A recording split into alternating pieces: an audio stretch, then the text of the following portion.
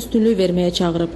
Azərbaycan Dəmir Yolları Qapalı Səhmdar Cəmiyyətinin tədbirlər planına əsasən Abşeron şəhər ətrafı zonada saat 6:00-dan 23:00-dək hərəkət edən elektrik qatarlarında gediş-gəlişin pulsuz təşkili həyata keçiriləcək.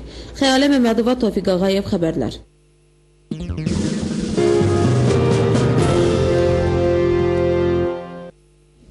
Avropa Şurasının İnsan Hüquqları üzrə komissarı Thomas Hammerbergin Ermənistana səfəri çərçivəsində paytaxt İrəvanda etiraz aksiyası keçirilib. Ermənistanda siyasi məhbusların müdafiəsi üzrə komitəsi tərəfindən təşkil edilən piket Avropa təmsilçisinin yerləşdiyi mehmanxana qarşısında baş tutub.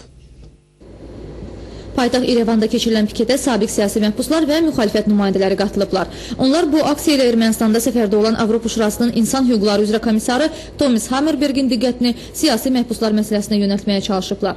Aksiyaçılar Avropa Şurası nümayəndəsindən rəsmi İrəvana təzyiq göstərilməsini tələb ediblər. Siyasi məhbuslar Thomas Hammerbergin